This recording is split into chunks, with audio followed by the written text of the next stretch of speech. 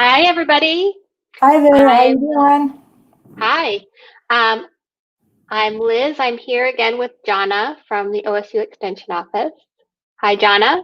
Hi, how's everybody today? I'm doing well. I'm enjoying this lovely fall weather we're having today. Yes, yes, it's beautiful out there. The Beautiful sun's shining. day.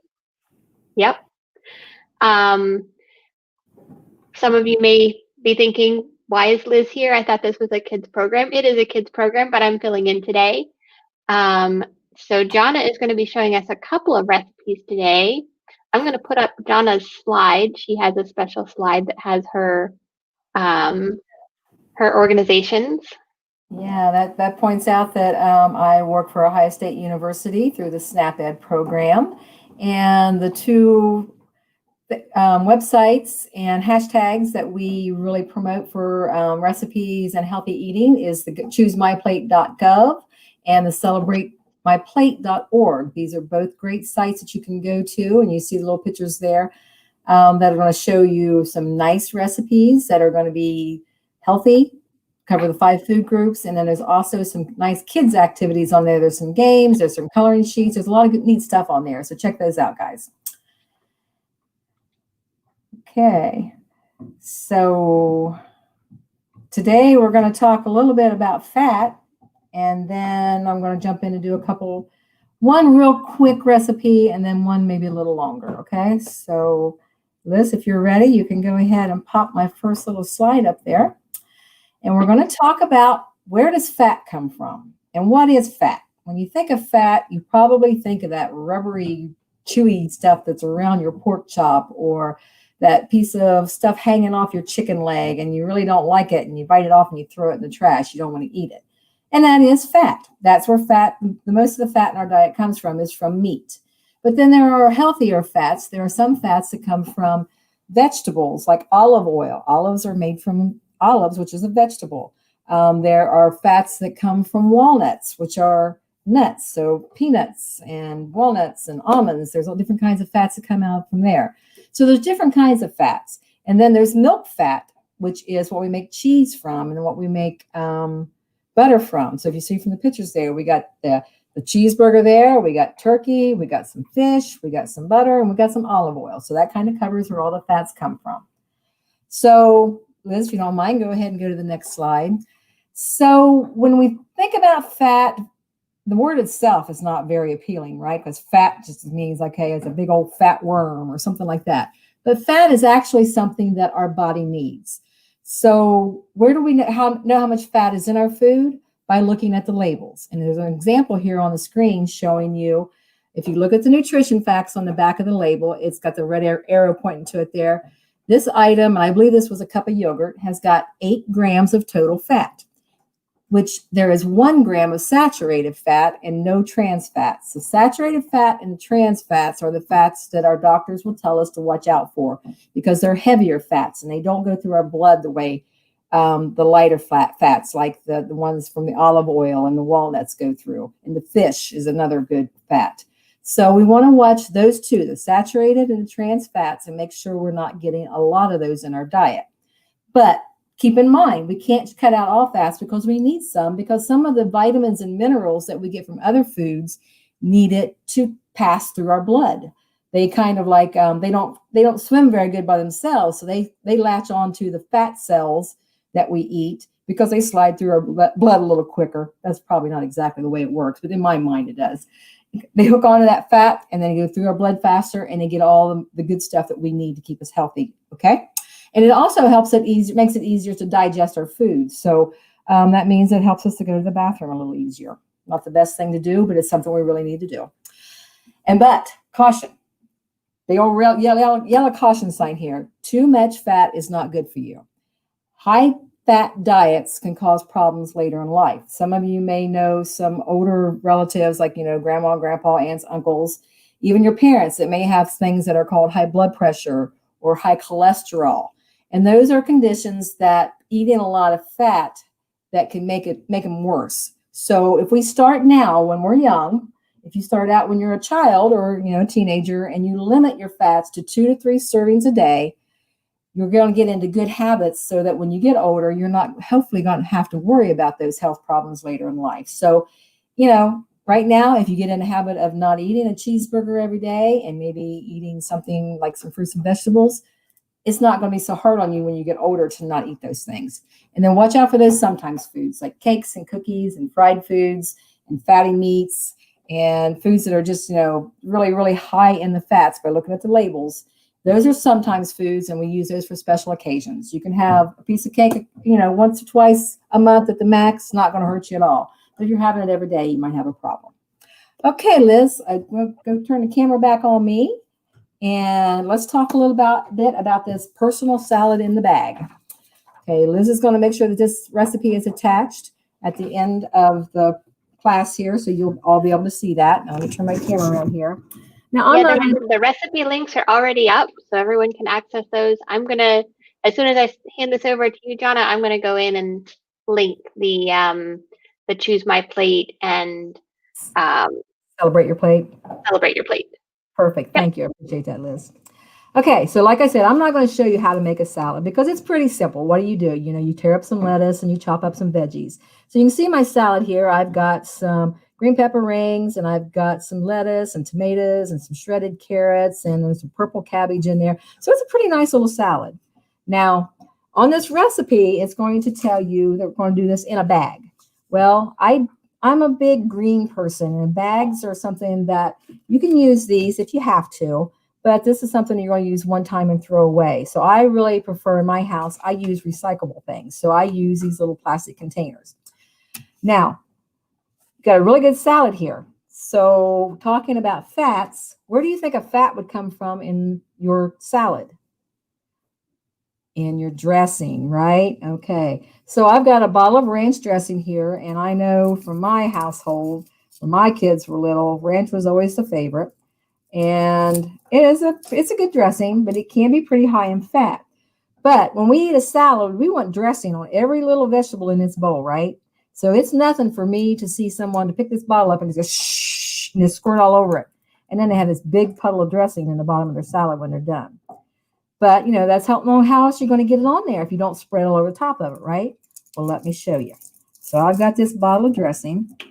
I've got 1 teaspoon here. So I'm going to take this teaspoon and I'm going to fill it up with some dressing. Okay, so that's about 1 teaspoon there. And I'm going to sprinkle it around on my salad. Let me beat that off. I want to get all that out of there. Okay, and I'm going to put the lid on this bowl. And if you were using a bag, you would just seal up the bag real tight. And then I'm going to start shaking this. And can you see the salad dressing on the bottom of the bowl there? This is 1 teaspoon of salad. And you know what? When I take the lid off of this and you look at it, there is dressing on every piece of vegetables in that salad. Isn't that amazing? So you're going to get that taste. You're going to get that dressing taste that you like on your salad. But instead of taking that bottle and dumping maybe a half a cup of salad dressing on there, you had 1 teaspoon and you got it all over your salad. So voila. And the nice thing about it is too, you can put that on there like that and seal it up and put it in your lunch bag to take to school or work with you. And it's not going to be so much dressing that it's going to make your salad all mushy. So it's another good thing that way. So, okay, I got my salad all ready for dinner. I'm going to put that in the refrigerator and have it here in a little bit. Okay, so now I'm going to move you over here quite close to the stove. And we're going to go to, oops, sorry about that. You just hit your head on the microwave. Did you feel that? Our next recipe are turkey cranberry quesadillas. Okay, now I'm going to make an exception right off the bat. We're not having turkey, we're having chicken because I had some leftover chicken the other night that I know, I'm going to make those quesadillas. So I popped it in the freezer, took it out yesterday, thawed it out, and now I'm going to shred it up and I'm going to put it on my quesadilla. Okay, so I'm going to go ahead. I'm turning on my griddle here. I've got a griddle here on the stove, getting warm. Now I'm going to take, get that handle out of the way. Take this chicken, and it calls for, let's see, I've got whole wheat tortillas right here. I have got some shredded cheese that I've already measured out into a bowl here. I've got, it calls for cranberry sauce in a can like this, or you can use the dried cranberries, which is what I'm going to use tonight because that's what I prefer. Cranberry sauce is okay, but it's just a little sweeter than what I want. And then it talks about the turkey or the chicken here, which I've got here. I'm going to shred it up here in a minute. And then it also, we're going to throw in some spinach. So we got some veggies in here as well. Okay. And then we got our cooking spray for our griddle. All right. So to shred up this chicken, and I've already washed my hands, so they're all clean. I'm just going to take a fork, and I'm just going to start shredding this chicken. Okay. You just pull on it until you get shredded pieces. Or you can take a pair of scissors and cut it up, or a knife if you've got, if you've got some knife skills going on. And you can cut it up until you've got your shredded or cut diced chicken, whatever you want there. Okay. All right. So I'm just going to shred up one of those for right now. All right, let me get it. Hi, Johnna. We have a question that just came in. I'm not sure if it's related to a specific program that you're doing. It says, how do you register for food kits? Oh, I'm sorry. I'm guessing that's food kits. I can answer that. Okay. So the food kits are actually only for certain weeks of the cooking class. This week didn't really work out because both of the recipes this week involved a lot of perishable foods. So we couldn't do a kit for this week's recipe. And there isn't a kit for next week's recipe either, but there is one for the week after that.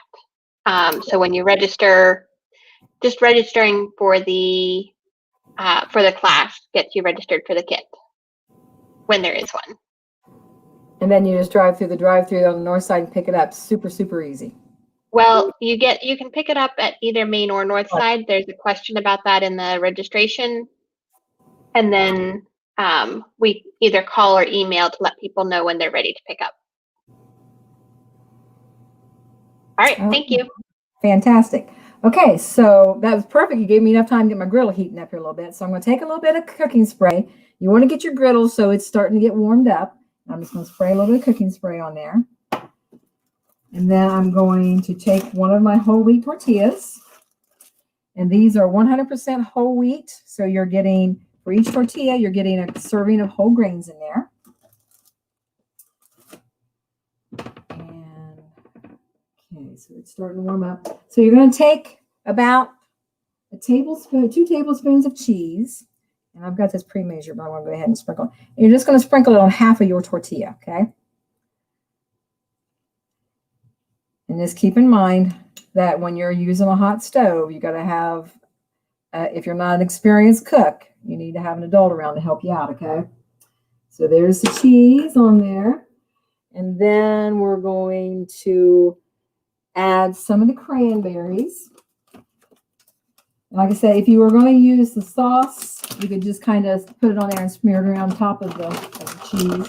But I like the chewiness of the cranberries, the dried ones. So I'm just going to take about a tablespoon of those. I'm going to put them on here. Now, the really cool thing about this is you notice I'm using leftover chicken. But we got a holiday coming up here soon in the next month or so. But we're going to have a lot of leftover turkey. So y'all need to keep this recipe in mind when you got that leftover turkey, because this is going to be a really great snack recipe type that you can use to use up some of that leftover turkey. Because I know usually after you have that turkey for, a week, you're kind of getting tired of it. So you got to use it up quick. So I'm just going to shred up my chicken just a little bit more. And I'm going to put that on there next. Okay. Oops. There's some of that fat I was talking about. Okay, so now I got a nice layer of chicken there. And I've got this spinach that I've already washed up really good. Now, when you buy the spinach in the bag like this you're going to find out it's going to have a lot of these little stems on it. You probably really want to break those off, because if you don't, they're going to kind of get a little chewy and crunchy in there. So you might want to break, maybe you got some long stems in there. Just break those off before you put your lettuce leaves on, okay? Or spinach leaves on. And we're just going to take a few and we're going to layer them on there. Okay. And then I'm going to take my spatula and I'm going to fold this over, okay, carefully. And then you just kind of smoosh it down a little bit. And then we're going to let this sit here on the griddle for a few minutes. And then we're going to flip it over because we want to get both sides of this a little toasty golden brown. And when you want to get that cheese a chance to melt down through everything, so it kind of holds everything together. And it also is going to give the chicken a chance to warm up just a little bit. And the spinach will cook just a little bit, so it's going to be not cooked completely done, but it's going to be just a little warm, so it's not going to be real chewy. Okay, so let me flip this over a little bit.